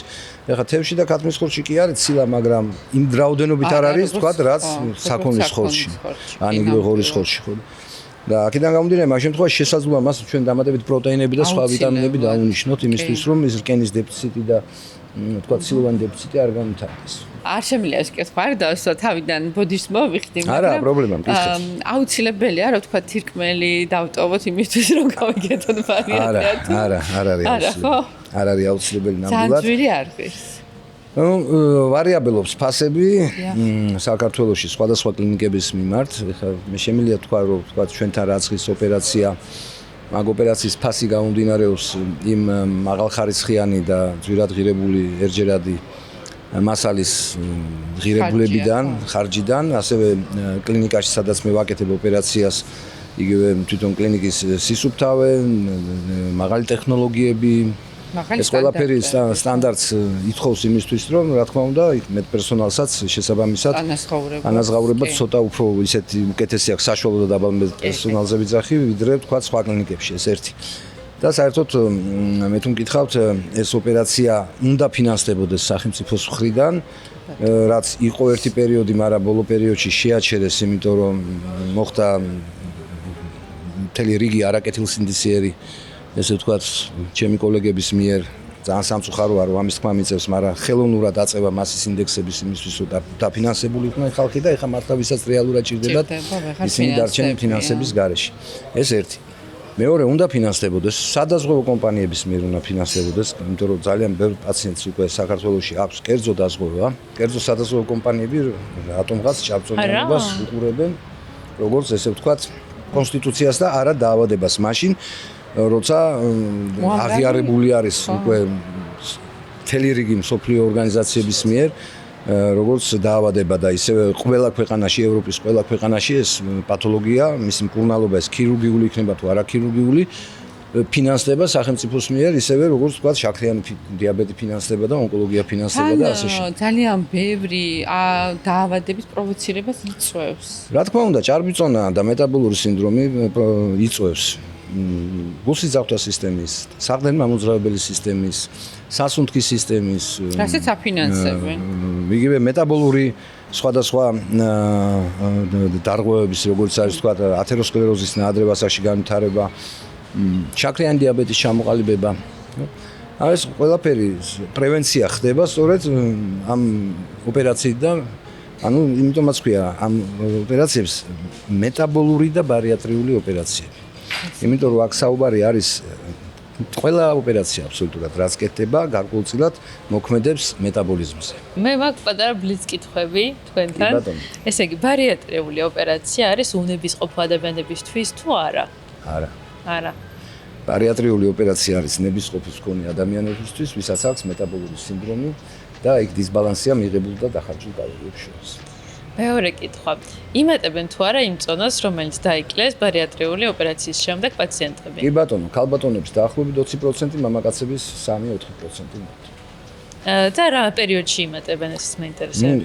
როგორც წესი, მატება იწყება ოპერაციიდან სადღაც 3 წლის მერე და იმატებს მხოლოდ ის კატეგორია ხალხის, ვინც ცხოვრების სტილი არ შეცვალა. და ქალბატონებისთვის ცხოვრების სტილის ცვლილება, იმიტომ რომ ქალბატონებს ძალიან ბევრი ვალდებულებები აქვს ჩვენ პატრიარქალურ ქვეყანაში. მაშინ როცა მამაკაცები თავის დროის განკარგვაში უფრო თავისუფლები არიან. შემდეგი კითხვა, ამცირებს თუ არა სიცოცხლის ხანგრძლივობას ბარიატრიული ოპერაცია? ბარიატრიული ოპერაცია სიცოცხლის ხანგრძლივობას ზრდის დაახლოებით 10-15 წლით. მართლა? რა მაგარია. მართლა მე აღწევანებული ვარ ამ ყველაფრით. ოპერაციის შემდეგ ყველაფრის ჭამა შეიძლება თუ შეზღუდულია? პირველი 2 თვე არის შემაგუებელი იკვების რეჟიმი, შემდგომ უკვე პაციენტს ჩვენ ვეუბნებით რომ თვითონ აირჩიოს ის საკვები უნდა, თუმცა აი მარტივი ნახშირწყლებისგან ჯობია რომ თავი შეიკავოს. და ბარიატრიულ ოპერაციას ესთეტიკური მხარისთვის იკეთებენ? თუ არა? არა. მოდიან ჩემთან ისეთი პაციენტები, რომელთაც აი ესთეტიკის გამო აი არაფერი ამჭირს, მაგრამ ესთეტიკის გამო მინდა აი ჩემს არ ვზივარ ჩემს ესე ვთქვათ ორგანიზმში და ვერ ვეგუები და სარკეში. მოკლედ. მე ჩვენ რო უკეთებთ მათ კვლევებს, ხო იქ აღმოჩნდება რომ უკვე რაღაც გარკვეული ტიპის დარღვევებია და მაინც ისინი ფიქრობენ რომ ეს ჩვეულებრივი ნორმა, მაშინ მე მაგათ უარს ვეუბნები ოპერაციას. იმიტომ რომ ეს არის ნაბიჯი, რომელსაც გადასგავ, უნდა გადადგა შენი ჯანმრთელობისთვის. ანუ თუ პაციენტს არ აქვს ეს გათავისებული რომ ვთქვათ მხოლოდ ფორმის გამო იკეთებს ამ ოპერაციას. ის იმ ფორმას შეიძლება რაღაცა ეტაპზე მიაღწიოს იმ სასურველ ფორმას, რაც არის და მე თუ მაგან არ შეიგნო ის რომ ის დაავადებები რაც მას ჰქონდა და ის დაავადებები აღარ აქვს. ის კი არა რომ მარტო თქვა ფორმის მე შესაძლოა რომ მან უკვე დაკარგოს ის შესაბამისი კონტროლი საკუთარ თავზე. ან მეორე არის რომ შესაძლოა ვერ მივიდეს თქვა იმ ფორმამდე, იმიტომ რომ ვერ შეცვალოს თავის ცხოვრების სტილი, არ იზრუნოს და პირიქით მე რაღაცა უფრო მეტი დეპრესიები დაეწყოს უკვე მანამდე. ამიტომაც პაციენტმა უნდა იცოდეს რომ რისთვის იკეთებს ამ ოპერაციას დაავადების გამო. და არა, იმიტომ ეს არის ჭარბწონიანობა, არ არის სხეულის მდგომარეობა. ეს არის სოფლიო პანდემია, დაახლოებით 30% სოფლიო მოსახლეობისას აღენიშნება ჭარბწონა, ანუ სხეულის მას ინდექსი 30 და ზემოთ. და რეალურად ეს უკვე ანუ გადადის გაცილებით წინა პლანზე მისი მკურნალობა და ამ ჭარბწონის ესე ვთქვათ კონტროლი დაახლოებით უტოლდება როგორც იგივე იმას რა ქვია შაქრიანი დიაბეტის პანდემიას სოფლიოში და გულსიზავთა დაავადებების და ონკოლოგიური სხვა დაავადებების პანდემიას სოფლიოში. და ვთქვა და თქვა ადამიანმა გაიკეთა ბარიატრია. შემდეგ მას აი რო გახდეს დედა, რამდენ ხანში შეიძლება? ჩვენ რეკომენდაციას ვაძლევთ რომ სადღაც 8 თვიდან წელიწად ნახევრამდე შეიკავონ თავი დაფეხმძიმებისგან, გამომდინარე იქიდან რომ ეს არის პერიოდი, რა პერიოდის გრძელდება წონაში კლება. და თუმცა, იმიტომ რომ ახასიათებს ბარიატრიული ოპერაციის შემდგომ მნიშვნელობა არ აქვს რა ოპერაციას გაიკეთება, რა წონიდანაც დაფეხმძიმდებიან, მე ისევ იმ წონაზე ჩამოდიან. მართლა? ეგეთ ანუ რეალურად ვთქვათ ჩვენ კი ყოფილა შემთხვევაში 3 თვეში დაორსულებულა, 4 თვეში დაორსულებულა, თვენახევარში დაორსულებულა პრობლემის გარეშე. მუშობი არიან, გაუჩენიათ ჯანსაღი ბავშვები, ყველაფერი. ის კი არა ყოფილა ძალიან ბევრი შემთხვევა არის, ჩვენს დაახლოებით 4000-ზე მეტი ოპერაცია გვაქვს 15 წელიწადში განაკეთები და ვაგროვებთ ამ სტატისტიკას. ძალიან ბევრი შემთხვევა არის, როდესაც აი უშვილოები იყვნენ, ვთქვათ, და ოპერაციიდან სადაც 3-4 თვეში უკვე როცა ციკლის დაალაგდა და ასე შემდეგ და ეს გაიარა დისმენორიამ დაფეხმძიმდნენ. და რო გვირეკავენ რომ აი რა ვქნათ არაფერი დედობაზე მეტი ბედნიერება არ არის პრობლემა მოიმატებთ ისევ დაიკეთეთ. უბრალოდ ჩვენ თუ გინდა მაქსიმალური ეფექტი მივიღოთ ამ ოპერაციით, ხო ერთი 8-9 თვე უნდა შეიკავოს თავი. შესაძლო დაფერწმებისაგან და მე ასე ლაპარაკი. და ასევე მაინტერესებს თქვათ აი მენტალური მდგომარეობა, აი თქვენ ახსენეთ ახლა რომ არის რაღაც მოთხოვნილებად ფსიქოლოგი არკვევს, რატო უბრუნდება ადამიანს თქვათ ნახშირწყლობა. ეს ინსულინ რეზისტენტობა შეიძლება იყოს და მეორე ემოციური კვების. რა თქმა უნდა, ემოციური თემაც შესაძლოა იყოს, ამას იმიტომ გეუბნებით რომ თავიდანვე ძალიან ესეთი კარგი შეფასება ჭირდება პაციენტებს. თუმცა მე პაციენტებს აი ვისაც რაღაც მომნიჩვევა, ხო თქვენ იქნება ან ალკოჰოლის მოხმარება, სიგარეტის მოწევა, ან კიდე სხვა რამე დამოკიდება. აი კვებითი აშლილობა თუ არის მკვეთრად გამოხატული, ხო ჩვენ მას როგორც წესი ჯერ საკმაოდ სერიოზულ ფსიქოლოგიურ ფსიქოთერაპიას ხო? კი, პირველ რიგში ფსიქიატრი, ფსიქოლოგი უნდა იმუშაოს ჯერ და მე თქვა თუ ნახეთ რომ პაციენტმა ეს აღიქვა ეს ყველაფერი და უკვე მეტაბოლური სინდრომი დარჩა მხოლოდ, მე უკვე რა თქმა უნდა ოპერაციას. და ოპერაციიდან რა პერიოდში არის უკვე ცვლილება მეტაბოლური სინდრომის შემთხვევაში? პირველივე კვირეებში. უკვე სწორდება. აი მაგალითად ისეთ როგორც არის შაქრიანი დიაბეტის თემა, ინსულინ რეზისტენტობის მოხსნას დაახლოებით ჭირდება სადღაც თვე-თვენახევარი. ხოლო რაც შეეხება არტერიული ჰიპერტენზია, დისმეტაბოლიზმი, ათეროგენური დისლიპიდემია, ესენი რამოდენიმე კვირაში სწორდება. აი ხომ არ გაქვს შემთხვევით სტატისტიკა ადამიანი, როდესაც არის ინსულინ რეზისტენტურ დიეტაზე, რომელსაც ენდოკრინოლოგი უნიშნავს, რამდენ ხანში ბრუნდება ის თქვათ რემისიაში თუ ყველაფერს დაიცავს და ეხლა თქვენი თქვით უკვე რა სწრაფად ცოტა რთულია მაგის განსაზღვრა, იმიტომ რომ ჯერ ერთი რამდენად ზუსტად იცავენ ის პაციენტები, ესენი. გარდა მაგისა, ყველას მეტაბოლიზმი ერთნაირად არ პასუხობს ამ იმას. რაც უფრო მეტად დიდი ხნის ანამნეზია იგივე ინსულინ რეზისტენტობის ან მაღალი მაჩვენებლებია C-პეპტიდის, იქ რა თქმა უნდა შედარებით უფრო განსხვავება კი სწრაფად არის, მაგრამ შედეგი უფრო რთულად მიიღწევა. ასაკზეც არის დამოკიდებული მენოპაუზის შემდგომ მაგალითად ქალბატონებში უკვე რეალურად მეტაბოლური ცვლილებები მიდის ისეთი ტიპის, რომ ცხიმის დაგროვებას ხელს უწყობს ორგანიზმი, იმიტომ რომ ცხიმი ხდება საკურცხეების, ესე ვთქვათ, ფუნქციის ამღები და ესტროგენის წარმოქმნელი ორგანო უკვე. და აქედან გამომდინარე, იქ უფრო რთულია მართვა. და ინსულინ რეზისტენტობის თემას რო გავყვეთ, თქვენ ახსენეთ, როდესაც მაგნიტებით ხდება ოპერაციის გაკეთება, შედეგი დგება დიახ ძალიან სწრაფად და განკურნება ხდება დიაბეტის აი ამაზე უფრო დიახ უფრო კი ბატონო, სტატისტიკა გაქვთ აი ამაზე. მოდით ვისაუბროთ ჯერ რა არის მაგდი, ანუ მაგნიტური დუოდენო ილეოსტომია. მე რო ვახსენე რომ აი მეტაბოლური და ბარიატრიული ტიპის ქირურგიას ვსვია, ეს არის სუფთა მეტაბოლური ტიპის ოპერაცია. ანუ მაშინ, როდესაც კალორიას ჩვენ არ ვამცირებთ.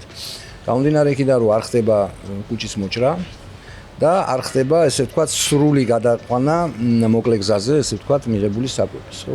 მხოლოდ ნაწილობრივ ხდება, დაახლოებით 20% მიდის მოკლე გზაზე თეთრ ნაწლავში, რაც საკმარისია იმისთვის, რომ ვთქვათ GLP-1 გამომუშავდეს იმ რაოდენობით, რა რაოდენობას სჭირდება ინსულინ რეზისტენტობის მოხსნას.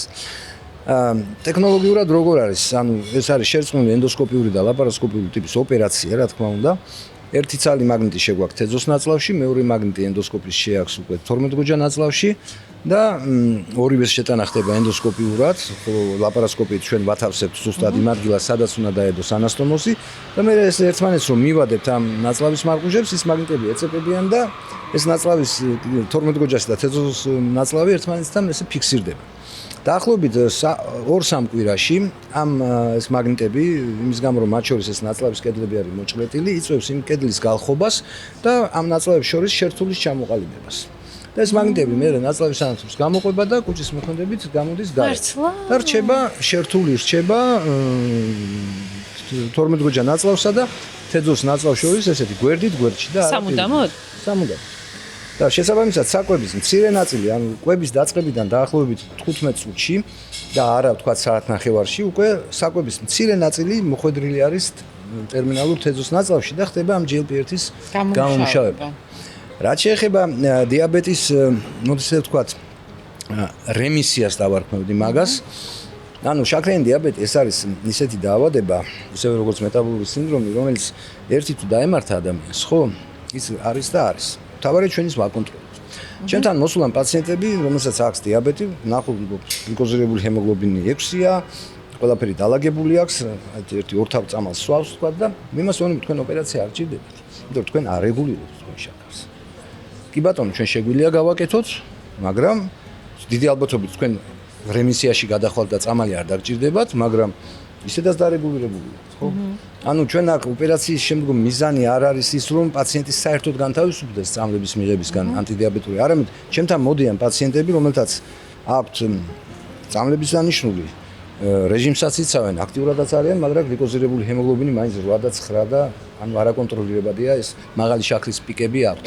აი მათ ვეუბნები, კი ბატონო, ჩვენ გავაკეთოთ ოპერაცია იმისთვის, რომ უფრო ძლიერად გავაკონტროლოთ, იმიტომ რომ ეს წამალი თქვენთან ვერ მუშაობს ისე როგორც საჭიროა.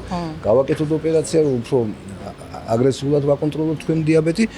შესაძლოა დაახლოებით 60% არის იმის ალბათობა, რომ საერთოდ აღარ დაგჭირდეთ არანაირი პრეპარატის მიღება, მაგრამ დაახლოებით 40% არის იმის ალბათობა, რომ რომელიმე ტიპის პრეპარატი გააჩნია ანამნეზი კიდე რამდენი ხნის წინ. ხა 2 და 3 წლის როცა არის ჩამოყალიბებული შაქრიანი დიაბეტი ტიპი 2, იქ ბეტა-უჯრედების ფუნქცია ჯერჯერობით კიდე შენახულია, მაგრამ აი როცა 10-15 წელია უკვე ანამნეზი, იქ რა თქმა უნდა ისეთი ეფექტურობა უკვე რომ საერთოდ განთავისუფლდეს წამლებისაგან და გადავიდეს ხანგრძლივ რემისიაში, რა თქმა უნდა, ნაკლები არის. ყველა ოპერაცია ეს იქნება სლივგასტრექტომია, ეს იქნება შუნტირება, მინიშუნტირება, თუ თქვა ეს მაგდი, ყველა ოპერაცია აწესრიგებს ამ პრობლემას. სხვადასხვა, თუმცა თავისი ჩვენება აქვს. თუ ჩვენ ხედავთ, რომ ადამიანს შაქრიანი დიაბეტი აქვს და არის თქვა პათოლოგიურად ჭარბწონიანი და პლუს კვებითი ქცევა იქ დარღვეული და ნაკლებად მეტაბოლიზმი, რა თქმა უნდა, იქ ნაჩვენები არის სლივგასტრექტომია, ისიც საკმარისი იქნება, ანუ აგრესიული ოპერაცია მეტი მას არ ჭირდება, მაგრამ თუ ხედავთ, რომ ისეთი ფორმის დიაბეტია, რომ მიუხედავად ყველანაირი მცდელობისა აქ წონის კლებასთანაც ერთად, ყველაფერთან ერთად მაინც არ ხდება დარეგულირება, რა თქმა უნდა, იქ შუნტირება არის ნაჩვენები. ან ასევე თუ ხედავთ, რომ სხეულის მას ინდექსი არ არის მაღალი, თქვა 31-32 არის მაქსიმუმ 33-მდე, ხო? კი გვაქვს ჭარბი წონა, მაგრამ ძალიან დიდ რისკებთან არის დაკავშირებული აგრესიული ოპერაციის წარმოება, თქვა, იმიტომ რომ შეიძლება ვერ შეძლოს პაციენტმა ოპერაციის შემდგომ ისე სრულყოფილად მიღება და უნდა მას დაავადებისგან განთავისუფლება და არა ის რომ სხეულის მას ინდექსი გინდა თუ არა 24-25-ზე ჩამოვიდეს. მაშინ შევთავაზებთ მაგას მაგდის. ოღონდ იმ შემთხვევაში თუ აქვს მას მეტაბოლური სინდრომი. თუ არ აქვს მეტაბოლური სინდრომი, იქ არც მაგნიტსაც არ გავუკეთებთ. და ქალები უფრო ხშირად იკეთებენ. ქალები უფრო სტატისტიკურად მთელ მსოფლიოში დაახლოებით 60% პაციენტების არიან ქალბატონები, კი ბატონო. იმიტომ რომ ეს მეტაბოლური ცვლილებები ქალბატონებს უფრო აგრესიულად და ცხიმის დაგროვებას უფრო ქალებში. რა არის ქალობა? ქალობა ძნელია. კიდე ერთი კითხვა.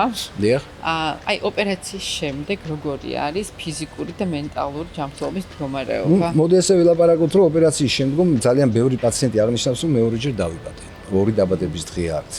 მენტალურადაც საკმაოდ უფრო შემართულები არიან, უფრო ბედნიერები არიან, შეუძლიათ თქვა უკვე ისეთი რაღაცების გაკეთება, თქვა, ან გაბედვა, რასაც ადრე გარკვეული ფიზიკური თუ ფსიქოლოგიური კომპლექსები ხელს უშლიდათ, ხო?